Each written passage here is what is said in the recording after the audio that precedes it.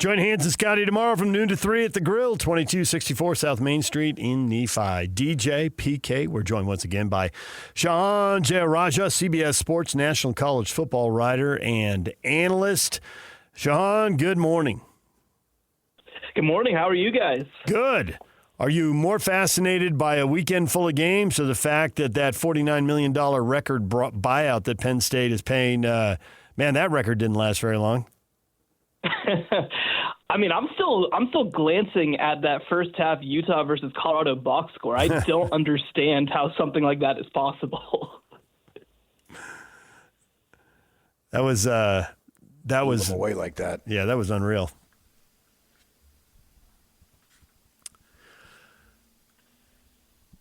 Have you handicapped the top of the Big 12 race now that you see how things stand with about a month to go here as we get ready to roll into November games?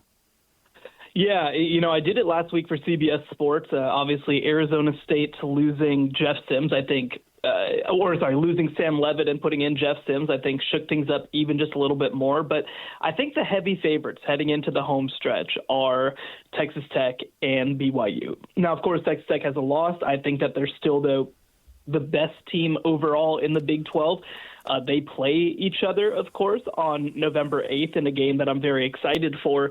But, again, I think that we're starting to get to the point where you really have to start taking Cincinnati and Houston seriously as contenders. They're undefeated. Houston has one loss in conference play. Cincinnati is undefeated in conference play. Both are playing at an incredibly high level. I think that Cincinnati, the past couple of weeks, has really started to turn on the Jets. They've played really well in the trenches, of course, but I think that Brendan Sorsby is elevating this team in a way that, frankly, I was excited about his potential, but that I didn't necessarily realize he was capable of. So I think that that's the top group right now. Of course, there are other teams that still have a chance to get in. Utah, I still think, is alive with 2 losses. I think that, Iowa State has some upside, though obviously their loss to BYU might put them in a tough position. There are other quality teams in this league, but I think that the 4 that I mentioned off the top are the favorites right now. I think injuries play a factor. It's just the nature of the game, right? It's the nature of the game literally at every level, no matter where you play. And I think we're seeing that with the Sun Devils, with Tyson out and Levitt out. But it's just tough. That's the way it goes. And so nobody really cares, as every coach will tell you, about your injuries. Well, now we got a situation with the quarterbacks at Texas Tech. What do you think about that impacting the race, given that their quarterback injuries that they're having? It's definitely significant. I think that we saw whenever Baron Morton wasn't healthy, and Will Hammond did a good job, of course, of coming in and playing well. But, this team is different without great quarterback play. It's still very good, but it's different. And they did bring Mitch Griffiths over, a veteran from Wake Forest, but he wasn't somebody who was necessarily expected to play, even in a backup role. The comparison that I kind of heard to him is he wanted to come to Texas Tech more to improve his future coaching options than necessarily to be a player for this program. But, again, you've obviously seen Morton have issues. Now Hammond's going to be out for the rest of the season. This is a team that I think still does, in a lot of ways, go as its quarterback goes. And, again, when Morton's healthy, I think that this team is nearly unbeatable in Big 12 play. But this is definitely a damper. And it's obviously this team is very deep. This team is very talented. Defensively, they're the best team in the league. But we saw in the preseason, they lost running back Quinton Joyner, who was supposed to be their number 1 guy at the position. Now they're losing a key quarterback. Even for the best teams, you need to have a certain amount of injury luck, and it's starting to slowly pile up. The goal in the league is to get 2 teams into the playoff. It doesn't look good. It is possible. But of the 5 undefeated Power 5 teams, BYU is the lowest ranked. They're 5th. Of the 1-loss teams, there's 11 of them, and it looks like they are 7, 10, and 11 with the 1-loss teams. And of the 2-loss teams, Utah's the lowest. Whenever there's a chance to give the Big 12 the benefit of the doubt, it's not happening. Now, this is AP voters. Maybe it's not going to be the committee, but the committee doesn't seem to stray too far from the AP voters.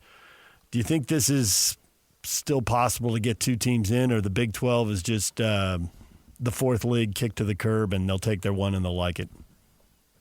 Yeah, it's really interesting to me the way that it's been handled, because I think about the comparison directly would be BYU versus Georgia Tech, and Georgia Tech wins a nominal game against Clemson, and they're treated like they won a big game. I mean, their schedule is pretty unimpressive.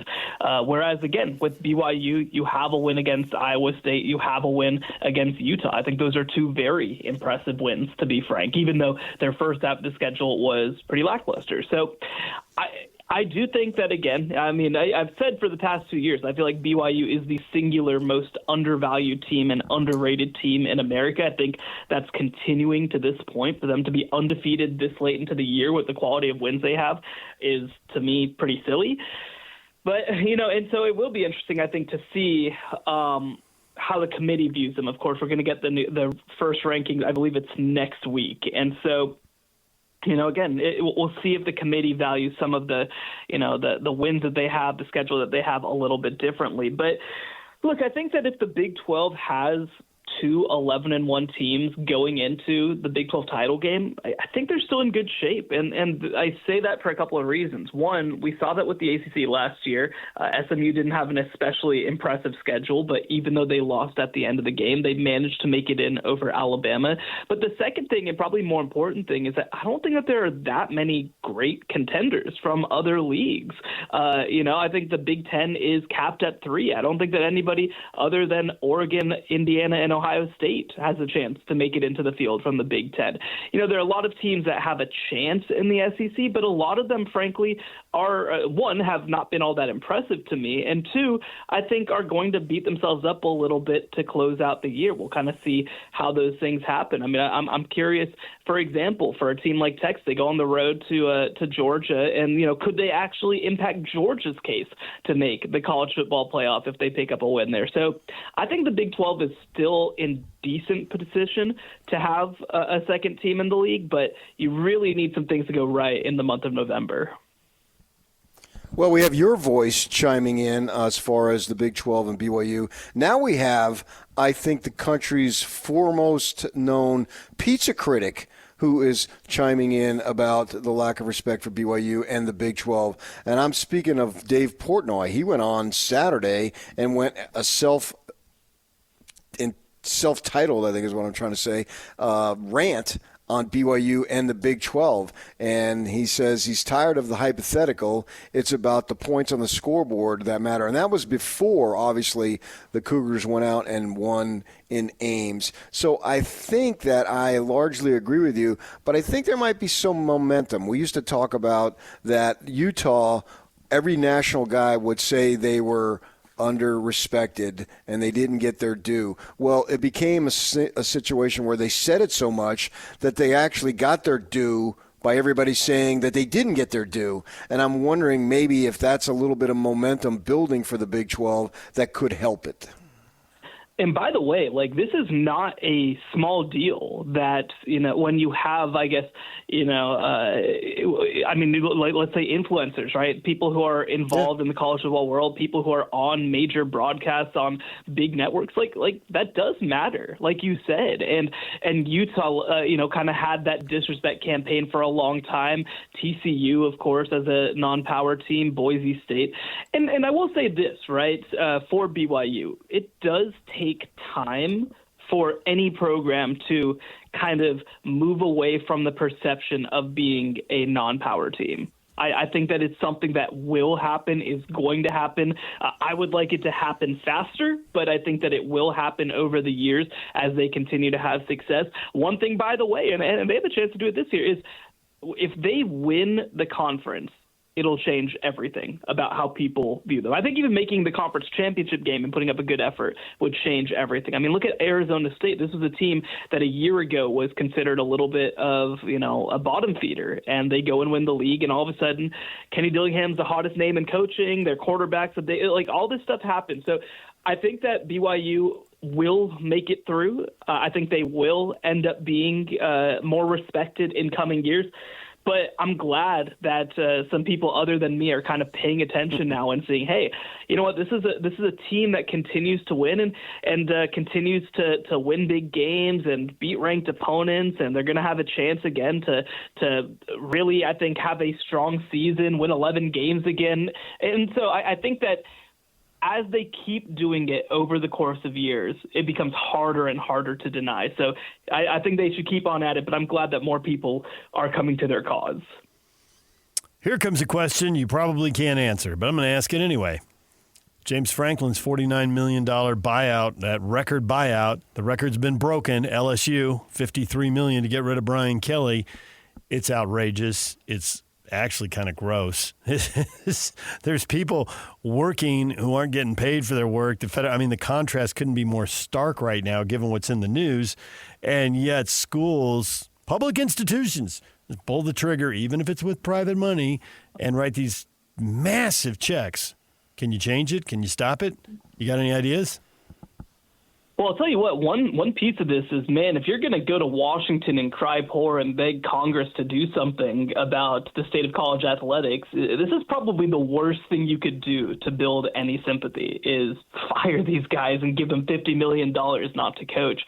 I mean, it's interesting, right? So I was actually at Mike Elko's introductory press conference at Texas A&M. Of course, they paid the biggest buyout in the history of college football, more than $70 million to Jimbo Fisher. And their then athletic director, Ross Bjork, said at the time, essentially, one, we can never do that again. And two, they created a contract for Mike Elko that was built on him, quote unquote, earning it.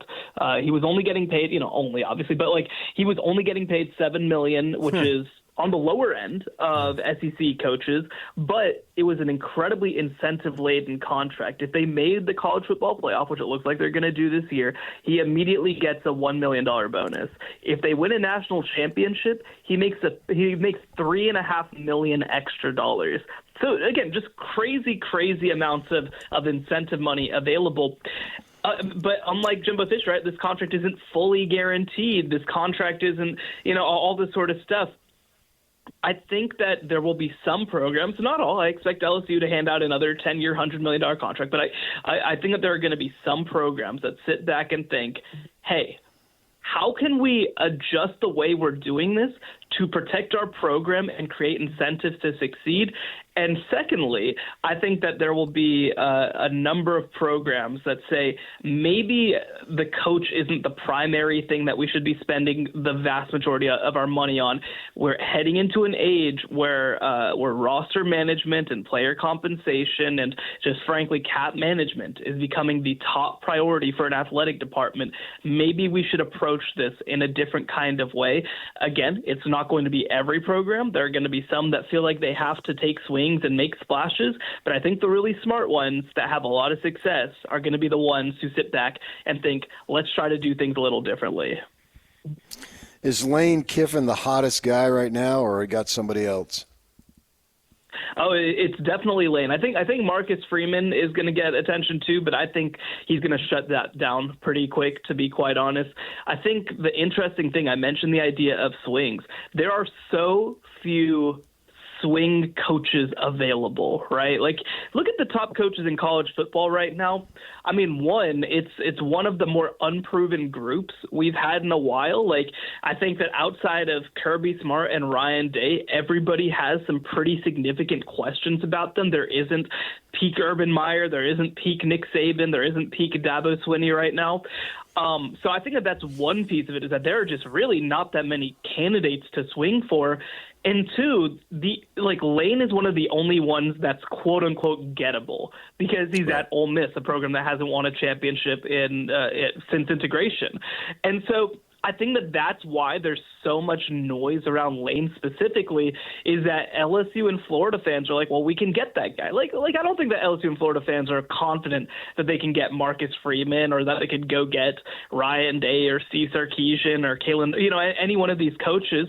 But I think that's why everything has converged on him, because there's this obsession with trying to create a splash moment, and he's one of the only guys who seems poised to do it.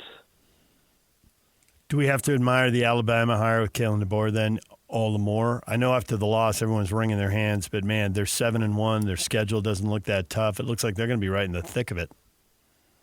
Yeah, I think that that's a great example of an athletic department and an athletic director not kind of giving in to their worst impulses. And look, Kalen DeBoer might not work out. We obviously, we'll kind of have to wait and see. The first season was inconsistent. The second has looked really good. But I think that their process, regardless of what happens, was very good. Obviously, they had the former Saban assistants, the Steve Sarkisians, there's also the Mike Norvell who gets into the mix. And again, do your due diligence, ask these people if they want to come.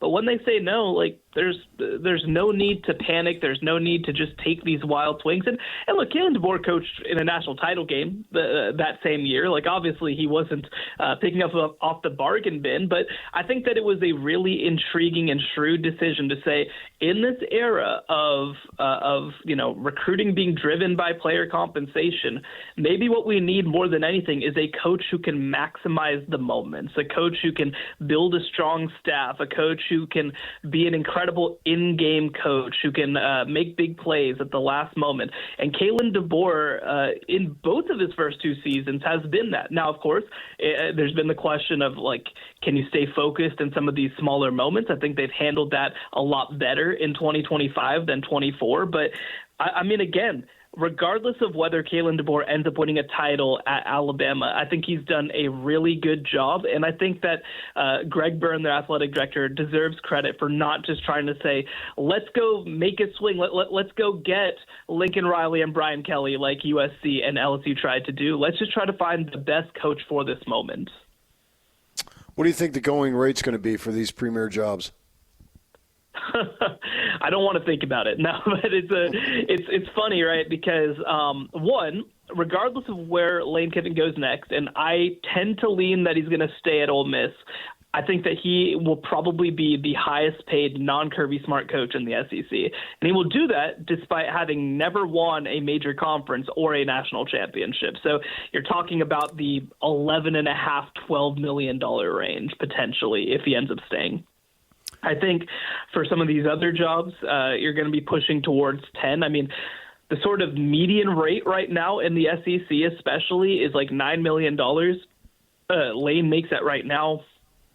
Eli Drinkwitz at Missouri makes that. Like, that's just how much these coaches cost now. So I think that for Florida and LSU especially, you're going to see numbers in the $9 to $10 million range. And if LSU takes another swing, we could be pushing into the $11 to $12 million range. The logic with Lane Kiffin, and maybe with lots of coaches, does it change if you take one of these mega offers from LSU, you got to, or Penn State or whoever, you got to know what you're walking into, even if Wisconsin comes open. Whereas you've built up a ton of goodwill. To your point, he's not being paid at Ole Miss for national championships and conference championships. He's being paid for how much he's raised them above their historical spot in the conference, which has not been in the top 5 teams in the conference. Alabama, Auburn, LSU, Georgia, Florida have all had higher profiles than Ole Miss. And now he's got them in the top 10 in the country. On paper, they ought to finish 11-1. They certainly shouldn't do worse than 10-2. So isn't that what he's getting paid for? And if you got all that goodwill and the fact that now it seems like you can win almost anywhere, unless the Ohio State job comes open, why not stay at Indiana? Why not use that as your example? What Cignetti did, why not? And I think you think he's going to do that at Ole Miss. Isn't that the logic? Yeah, I think that is 100% the thought process that you have to have if you're one of these coaches. Because like you said, I mean, there are certain jobs that are a little different, like Ohio State's a little bit different. I think LSU is potentially a little bit different. That's one that I think gets interesting. But, like, I don't know that Florida is that kind of different anymore. We'll kind of see whether Penn State is that kind of different anymore. The gap between power conference jobs, let's say at the top half of the power conference, is smaller than it's been in a while. And so, of course, Lane being at Ole Miss, that's a big part of it. And these coaches are competitive. They obviously want to put themselves in a position to win titles. But Ole Miss has also been particularly aggressive when it comes to rev share and NIL and building resource and all this sort of stuff. Like they are kind of revolutionary in that space. And by the way, a way that LSU and Florida were slow to adjust. And so I think that, again, if you're at one of these really good jobs, I mean, the gap between really good and great is relatively small. Like, obviously, this is not a situation that would happen, but you know, I was asked by somebody, like, why has nobody tried to make a monster run at Ryan Day? And it's like, well, the reality is this, right? Like, even if you get paid more money, you can't necessarily replicate some of this stuff that you've already built up at a different school. I mean, Kurt Cignetti already came in and made a giant pitch at Indiana and managed to get everybody on board. Does he want to do that again at Penn State? I don't think he does.